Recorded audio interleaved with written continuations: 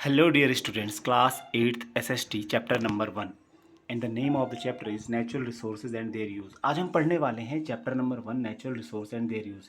बच्चों ये मेरा पहला वीडियो है और ऑनलाइन बना रहा हूँ मैं, तो थोड़ा सा देखूंगा कि इसमें मैं किस तरह से पहले वीडियो को बना पाता हूँ। तो आप कमेंट करके बताइएगा वीडियो कैसे लगा, उसके बाद मैं टॉपिक वाइज वीडियो बनाऊंगा। तो natural resources and there use में मैं सारी इमेजेस जो इस चैप्टर के अंदर है उनको डिस्क्राइब करने वाला हूँ, ताकि एक इंटरेस्टिंग वीडियो बन पाए 2-3 मिनट का। उसके बाद देखेंगे किस तरह से चीज़ें होती हैं। तो प्राकृतिक संसाधन क्या होते हैं, उनका प्रयोग क्या होता है, इस चैप्टर में हम समझेंगे, लेकिन इमेजेस के माध्यम से। तो चलिए देखते हैं। यहाँ पर इमेज नंबर 1 अगर हम देखेंगे तो इमेज नंबर 1 आपको दिखाई देगा कि ये पूरा एक वाटरफॉल आपको दिखाई दे रहा है, और वाटरफॉल के सामने नीचे देखेंगे आप तो ट्रेन जो है एक ब्रिज के ऊपर से क्रॉस कर रही है। तो वाटरफॉल बहुत ब्यूटीफुल है, और ये फॉरेस्ट एरियाज़ बहुत ज़्यादा यहाँ पर है। तो कुल मिलाकर के इसको बोलते हैं 1.1 Dudh Sagar waterfall and the railway bridge Goa India. Goa state में, इंडिया में ये दूध सागर वाटरफॉल है, और इसके सामने ये रेलवे ब्रिज भी बना हुआ है। तो बहुत ब्यूटीफुल पिक्चर है, आप देख सकते हो नेचर का और ह्यूमन मेड जो क्रिएशन है उसका एक कॉम्बिनेशन आपको दिखाई दे रहा होगा। तो यहाँ पर आपके सामने जो फॉरेस्ट एरियाज़ है ये नेचुरल रिसोर्स है, यानी प्राकृतिक संसाधन है, प्रकृति की देन है। वाटरफॉल भी प्रकृति की देन है, और जो ह्यूमंस ने जो बनाया है यहाँ पर वो रेलवे का, ये जो आप देख सकते हो ब्रिज और रेलवे बनाया हुआ है। तो इस तरह से हमको नेचर के साथ कैसे कॉम्बिनेशन करते हुए चलना चाहिए, यही इस पूरे चैप्टर का एक थीम भी है। चलिए और आगे, अब बिग क्वेश्चन वाला टॉपिक भी दिया होगा कि भाई नेचुरल रिसोर्स को कैसे कैटेगराइज करते हैं वगैरह वगैरह, वो चीज़ हम आगे क्लासरूम में देखेंगे। दूसरा फोटो हम यहाँ पर देख सकते हैं, यहाँ पर देखिए दूसरा फोटोग्राफ है। यहाँ पर ये हिमाचल प्रदेश का एक माइक्रो हाइडल प्लांट है, यानी हिमाचल प्रदेश में जो टनल के थ्रू वाटर को, टरबाइन को मूव करने के लिए यूज़ किया जाता है कहीं भी पूरे ऑल ओवर द इंडिया। तो ये पावर प्लांट जो है बनाया गया है हिमाचल प्रदेश में। आप देख सकते हो बिजली यहाँ पर बनाई जा रही है, power of flowing water converted into electricity. यहाँ पर इलेक्ट्रिसिटी जनरेट की जा रही है पानी के माध्यम से, और बाद में उससे बिजली पैदा होती है। तो यहाँ पर भी एक वाटर जो है हमारे पास नेचुरल रिसोर्स है, और उसका यूज़ करके हम एनर्जी प्रोड्यूस कर रहे हैं, ऊर्जा, जिससे हमें घरों को बल्ब जलाने के लिए, मोबाइल चार्ज करने के लिए, या ई व्हीकल्स जो आजकल गाड़ियाँ हो गई उनको चार्ज करने के लिए, बैटरी चार्ज करने के लिए बिजली मिलती है। यहाँ पर आप देख पा रहे हो ये जो कंस्ट्रक्शन आपको दिख रहा है पूरे ओशन के बीच में, यानी पूरा समुद्र है, और समुद्र के बीच में देखो पूरा एक प्लांट खड़ा कर रखा है, स्टील लोहे से बना हुआ स्ट्रक्चर है। तो इसे बोलते हैं रिग। क्या बोलते हैं इसको? रिग बोलते हैं। अब रिग का मतलब क्या होता है? रिग का मतलब होता है कि जब ओशन के बीच में, समुद्र के बीच में तेल निकालने के लिए पूरा प्लांट सेट किया जाता है जहाँ पर, तो उसको हम रिग बोलते हैं। तो ये जो है offshore oil rig extracts petroleum from below the seabed, यानी समुद्र के तल से। कहाँ से? समुद्र के तलहटी से। इसके नीचे जो बेड, सी बेड है, समुद्र की तलहटी से तेल निकाला जाता है रिग के माध्यम से। तो हम यहाँ पर किसका यूज़ कर रहे हैं? कहीं ना कहीं ओशन का भी यूज़ कर रहे हैं। नेचुरल रिसोर्स में हम वहाँ से ऑयल निकालने के लिए यहाँ पर नेचुरल रिसोर्स का यूज़ हम कर रहे हैं। तो ये इमेज आपने देख ली। आगे थोड़ा सा आगे बढ़ते हैं, यहाँ पर एक बहुत अच्छी पिक्चर आने वाली है। यहाँ पर देखेंगे एक फार्मर जो है फार्मिंग कर रहा है, यानी एक हल लगा रहा है, प्लोइंग कर रहा है, या प्लोइंग का पैटर्न फॉलो किया जा रहा है। तो फार्मर जो इंडियन फार्मर यहाँ पर है, देखिए उनके हाथ में एक हल है, हल के नीचे फाल लगा हुआ है, 2 बैल हैं, और इस तरह से खेती की जा रही है। लेकिन आजकल ज़्यादातर भारत देश के अंदर बड़े बड़े खेत जहाँ हैं वहाँ ट्रैक्टर का यूज़ किया जाता है। लेकिन यहाँ पर कहा क्या गया है कि gentle ploughing causes minimal disturbance to the underground ecosystem and retains soil moisture. तो यहाँ पर जो है जेंटल प्लोइंग इसको बोला जा रहा है। जेंटल प्लोइंग मतलब होता है एक तरह से सामान्य जुताई। जो जनरली भारत में जो पहले खेती की जाती थी वो सामान्य रूप से हल और बैल के माध्यम से की जाती थी। बैल क्या होता था? बैल ऑटोमेटिकली विलेजेस में मिल जाता था, उसका गोबर भी काम आता था, और बैल इस तरह से खेती में काम में आता था। किसान हल लगाते थे, तो इस हल लगाने के दौरान कीड़े मकोड़ों को भी कम नुकसान पहुंचता था जेंटल प्लोइंग में, और मिट्टी की जो नमी है, मॉइस्चर भी, वो उसको भी ज़्यादा नुकसान नहीं होता था।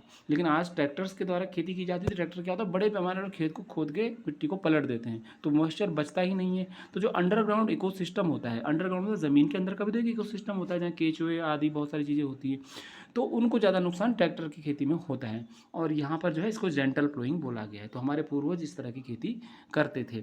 अब दूसरी तरफ यहाँ पर देखिए नेचुरल रिसोर्स। यहाँ पर भी नेचुरल रिसोर्स का हम बड़े प्रेम से यूज़ कर रहे हैं, यानी धरती एक नेचुरल रिसोर्स है, अर्थ नेचुरल रिसोर्स है, और उसका यूज़ हम बहुत अच्छे तरीके से इकोसिस्टम को कम नुकसान पहुँचा करके कर रहे थे। लेकिन आज हम ऐसा नहीं करते हैं। दूसरी तरफ यहाँ पर देखिए बीहाइव है। तो हनी फ्रॉम बिहाइव, हम ह्यूमंस जो हैं, जो हनी यानी जो शहद लेते हैं आमतौर पर, वो जंगली शहद भी तो लेते हैं हम लोग, तो मधुमक्खी शहद बनाती है, ये सबको पता होगा। तो यहाँ पर एक बिहाइव यानी मधुमक्खी का छत्ता है, तो ये भी नेचुरल रिसोर्स है, तो इसको भी इकोसिस्टम का एक पार्ट हमको मानना पड़ेगा। एक इमेज और भी है, बहुत इंटरेस्टिंग फैक्ट है कि आपने देखा होगा कि हिंदू रिलीजन के अंदर तुलसी के पेड़ की पूजा की जाती है, तुलसी पूजन भी होता है। तो तुलसी पूजन का धार्मिक और सांस्कृतिक महत्व है हिंदू धर्म में। It is the importance of Tulsi in Hinduism that has the importance like a cultural and religious importance. Tulsi has, आप जिसको हम क्या बोलते हैं, बेसिल ट्री बोलते हैं इसको। तो तुलसी की जो पूजा होती है वो हिंदू धर्म में होती है, अच्छा माना जाता है, पवित्र माना जाता है इस पौधे को, और इसको पर दीपक जलाया जाता है, इस पर जल चढ़ाया जाता है तुलसी पर। आपने देखा होगा मेडिसिनल इसकी भी क्वालिटीज़ भी हैं, दवाइयाँ बनती हैं तुलसी की ना। तो ये चीज़ अपने आप में क्या दिखाती है, नेचर कंजर्वेशन हिंदू धर्म में दिखाती है कि हिंदू धर्म के अंदर नेचर कंजर्वेशन अपने आप में पहले से ही था, कि हम नेचर को कंजर्व करते थे। कब करते थे, हिंदू धर्म के अंदर, क्योंकि ये दिखा रहा है कि भाई हम यहाँ पर तुलसी पूजा कर रहे हैं तो हम प्रकृति की पूजा करते थे, और हिंदू धर्म इस प्रैक्टिस को फॉलो करता था। तो आप देखिएगा, तो ये भी नेचर से जुड़ी हुई चीज़ है, बहुत अच्छी चीज़ है। आगे हम चलते हैं इमेज में, और इमेज कहाँ पर हमको मिलने वाली है, क्योंकि ट्रायल के लिए वीडियो बना रहा हूँ, तो जो सामने आ रहा है वो मैं बोलता जा रहा हूँ, लिखता जा रहा हूँ। अब यहाँ पर देखिए, ये रिवर वाटर रिन्यूएबल रिसोर्स, ये रिवर वाटर है साहब आपके सामने, ठीक है। तो आप देखोगे यहाँ पर ये रिवर जो बहती हुई आपके सामने जा रही है पूरी की पूरी, ये रिवर जो है ये हिमालयन रिवर हो सकती है। तो ये रिन्यूएबल रिसोर्सेज है, वाटर एक रिन्यूएबल रिसोर्सेज है, क्योंकि वाटर जो हमें ग्लेशियर से मिल रहा है, अदर अदर सोर्सेज से मिल रहा है वाटर हमको। तो इस रिन्यूएबल का मतलब होता है कि जो कभी समाप्त नहीं होगा, जो कि कहते हैं ना कि धरती पे पानी जो है कांस्टेंट है। तो ये देखिए, इसी के साथ ये फॉरेस्ट एरिया भी है यहाँ पर आपके सामने। तो फॉरेस्ट क्या है, ये भी है तरह से रिन्यूएबल रिसोर्स है, पेड़ लगाइए और पेड़ होंगे, पेड़ लगाइए और पेड़ होंगे, ठीक है। लेकिन जब हम क्या करते हैं, लकड़ियाँ काटते हैं, देखिए हम, तो इससे रिन्यूएबल रिसोर्सेज को भी नुकसान पहुँच रहा है। और बड़े पैमाने पर काटेंगे तो क्या होगा, ग्रोथ तो कम होगी या धीरे धीरे होगी, लेकिन पेड़ कटेंगे ज़्यादा। तो आप इसको देखिएगा, इस इमेज को देखिएगा, बहुत सारे पेड़ हमने काट रखे हैं, लॉन्ग है ना। तो लॉन्ग टाइम मिलता है रिजनरेट होने में ट्रीज़ को, इसलिए हमें धीरे धीरे पेड़ काटने चाहिए, पहले तो नहीं काटने चाहिए। अब यहाँ पर देखिए, offering arghyam to Surya the sun god in gratitude. यहाँ पर जो एक पर्सन है, हिंदू धर्म के व्यक्ति हैं या किसी भी धर्म के हो सकते हैं, तो ये जो व्यक्ति हैं यहाँ पर सूरज को जल चढ़ा रहे हैं, और इनके हाथ में एक लोटा है, तांबे का बना हुआ, कॉपर का बना हुआ है, ठीक है। इसको बोलते हैं अर्घ्यम या अर्घ्य देना। अर्घ्य क्या होता है कि जब आप श्रद्धापूर्वक भगवान को जल चढ़ाते हैं या कोई भी चीज़ चढ़ाते हैं, तो उसे बोलते हैं अर्घ्य देना। वैसे सूरज को ही अर्घ्य दिया जाता है। तो offering arghyam to Surya the sun god in gratitude. Bharat देश के अंदर सूर्य देवता की बड़ी प्रधानता है। आपने देखा होगा लोग सुबह सुबह सूरज देवता को जल चढ़ाते हैं, तो इसे कहते हैं सूरज को अर्घ्य देना। अर्घ्य देना, तो अर्घ्य क्या है, नीचे देखो डेफिनेशन भी है, offering generally of water as a mark of respect और ग्रेटिट्यूड। यानी आप एक रिस्पेक्ट में, ग्रेटिट्यूड में सन गॉड को वाटर ऑफर कर रहे हैं, यानी जल चढ़ा रहे हैं। सुबह सुबह लोग जल चढ़ाते हुए आपने देखे होंगे, और नदी के किनारे भी ऐसा करते हैं। ये भी हिंदू रिलीजन का वाटर कंजर्वेशन को दिखाने वाला, या नेचुरल रिसोर्सेज की रिस्पेक्ट करने वाला, या सन गॉड की रिस्पेक्ट करने वाला, यानी नेचर से किस तरह से हमारा कनेक्शन है हिंदुज़म का, वो दिखा रहा है।